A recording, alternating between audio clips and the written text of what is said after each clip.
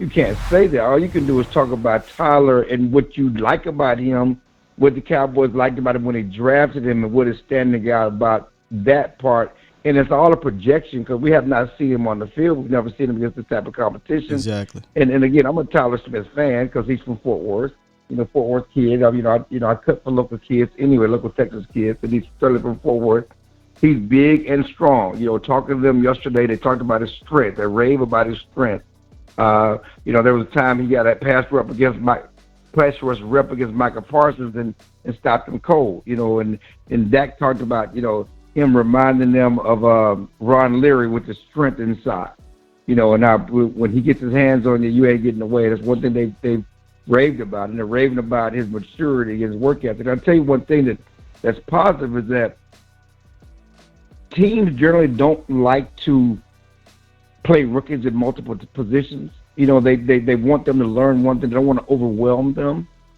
The Cowboys have no problem playing him at left guard and left tackle, even this early in camp. Mm-hmm. Now, usually you want to get him set in one position, let him learn one position, then we'll expand off of that. That's the philosophy.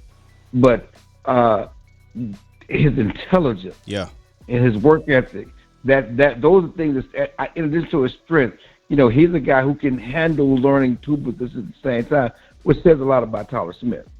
Yeah, you can hear that in his interviews. He's extremely impressive, and I can see why they loved him because he sounds kind of like a veteran at, 21 years old?